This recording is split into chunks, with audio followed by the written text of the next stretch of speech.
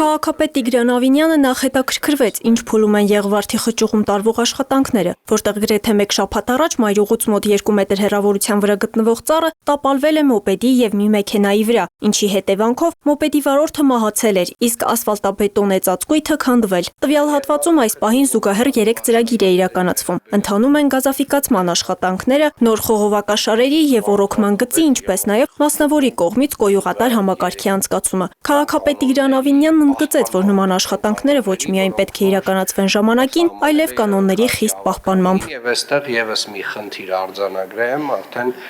Շենգավիթ վարչական շրջանում Գարեգին Նժդեի պողոտայում սենց էլի բաց ավազը դրած է մայթերի կողքը եւ դա անընդունելի է, պարոն Մխիթարյան, հենց այսօր խնդրում եմ համապատասխան գործողությունները կազմակերպել։ Շինարարական աշխատանքներ են ընթանում նաև Երևանի Նոր-Նորգ վարչական շրջանում, Տոր-Քանգեղի արձանի հարակից տարածքում։ Նոր-Նորգ վարչական շրջանի ղեկավարի խոսքով արդեն ավարտվել են ամֆիթատրոնի եւ բեմի բետոնային աշխատանքները, ինչպես նաև ֆուտբոլի դաշտի կառուցումը։ Այգու տարածքում տնկվել է շուրջ 1400 ծառ։ Փորվել է խորքային հոր, տեղադրվել է անհրաժեշտ ջրային պոմպերը։ Կատարվել են արտաքին լուսավորության համակարգի անցկացման մոնտաժման աշխատանքներ։ Կառուցվել է այգու ավտոկայանատեղին,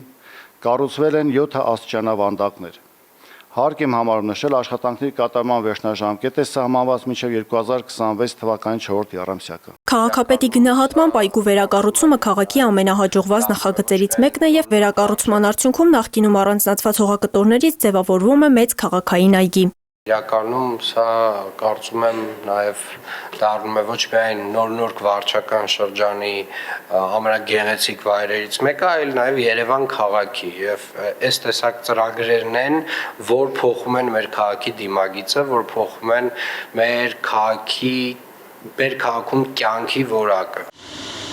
Ավինյանը նաև հանձնարարեց, որ շինհրապարակների նկատմամբ վերահսկողության տեմպերը պահպանվեն։ Սահմանված պայմանների չպահպանման դեպքերով կազմվել են 85 արձանագրություններ, դրանց մեծամասնությունը վերաբերում է օդի աղտոտվածությանը, չափող եւ փոշեկլանից ցանցերի բացակայությանը։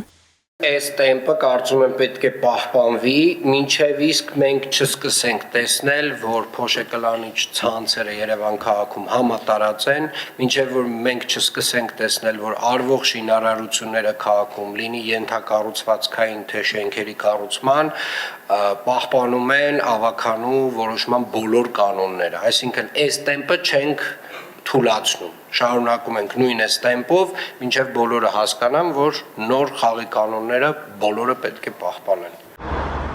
Անցնելով արդեն Երևանի քաղաքի սեփական եկամուտների ցուցանիշներին, եկամուտների հաշվառման եւ գանձման վարչության պետ Դավիթ Հակոբյանը արձանագրեց, որ 2026 թվականի հունիսի 30-ի դրությամբ նախորդ տարվա նույն ժամանակահատվածի համեմատ սեփական եկամուտների աճը կազմել է ավելի քան 10 միլիարդ դրամ։ Ավինյանը նկատեց, ավելացված եկամուտները հիմնականում ուղղվելու են ճանապարհաշինական աշխատանքներին, մասնավորապես նոր ճանապարհային հանգույցների կառուցմանը եւ ճանապարհների հիմնանորոգմանը։ Իրականում նաեւ արդեն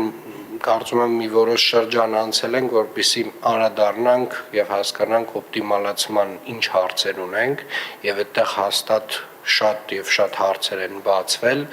եւ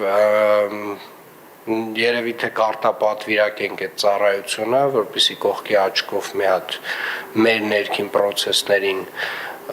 վերլուծություն արվի մեր ներքին process-ներում, հասկանանք որտեղ ունենք անիմաստ